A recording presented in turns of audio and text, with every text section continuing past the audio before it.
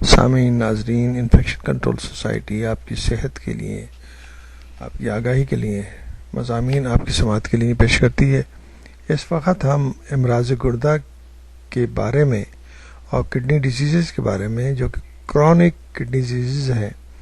اس کے بارے میں ہم آپ کو بتانا چاہتے ہیں اور اس کے بارے میں مضامین آپ کے سامنے پیش کیے گئے۔ اب ہم یہ بتانا چاہیں گے کرونک ڈیزیزز جو کڈنی کی ہیں، کینسر کی صورت بھی اختیار کر سکتی ہیں، اس کے بارے میں ہم بتانا چاہیں گے کہ کیا یہ کرونک ڈیزیزز جو ہیں اگر مسلسل رہیں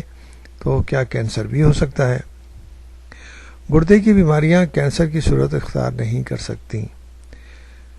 مگر ہمارے معاشرے میں ایک بڑی تعداد یہی سمجھتی ہے کہ اگر معالج نے بائیوپسی کا مشورہ دیا ہے تو کہیں ایسا تو نہیں کہ کینسر پیدا ہو چکا ہے۔ یاد رہے کہ صرف کینسر ہی کے لیے نہیں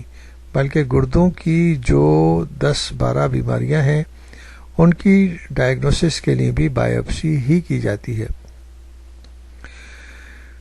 کہ ہم بتانا چاہیں گے کہ کرونک ڈیزیزز میں سب سے پہلی اہم بات تو یہی ہے کہ ہم پہلے یورین ایگزامینیشن، بلڈ ایگزامینیشن کیا جاتا ہے، اس کے علاوہ جسم کے اور ٹیسٹ بھی کیے جاتے ہیں، پوری ہسٹری لی جاتی ہے کہ مرض کب سے ہے اور کتنے عرصے سے ہے۔ تو ماہر معالج جو ہیں یا ڈاکٹرز جو ہیں وہ صحیح طور پر تشخیص کر لیتے ہیں کہ مرض اتنے عرصے سے موجود ہے تو اس پہ گردوں کے پر اثر ہوگا۔ پھر گردوں کے جو ٹیسٹ ہیں اس میں بلڈ کے ٹیسٹ جو ہے یعنی کہ یوریا، کریٹینین وغیرہ جو ہیں وہ کرنے کے بعد اندازہ لگایا جا سکتا ہے کہ گردے کی صلاحیت کتنی ہے، یوریا کی لیول بڑھ تو نہیں گیا، کریٹینین کا لیول بڑھ تو نہیں گیا۔ اگر یہ کریٹینین اور یوریا کا لیول بڑھ چکا ہے تو پھر یہ سمجھا جائے گا کہ گردے صحیح کام نہیں کر رہے، یعنی کہ یوریا جو ہے ایک فاسد مادہ ہے جو جسم میں پیدا ہوتا ہے، اور کڈنیز جو ہے وہ مسلسل بلڈ میں سے یوریا نکال کر اور باہر پیشاب کے ذریعے، یورین کے ذریعے باہر نکالتے رہتے ہیں، اور جسم میں اس کی ایک خاص مقدار یعنی کہ اس سے بڑھتی نہیں ہے۔ اگر یہ مقدار بڑھنے لگے تو یہ اندازہ ہوگا کہ یہ گردے صحیح کام نہیں کر رہے۔ لیکن سب سے اہم بات جو ہے ہم اس وقت یہ بتانا چاہیں گے کہ بائیوپسی جو ہے ایک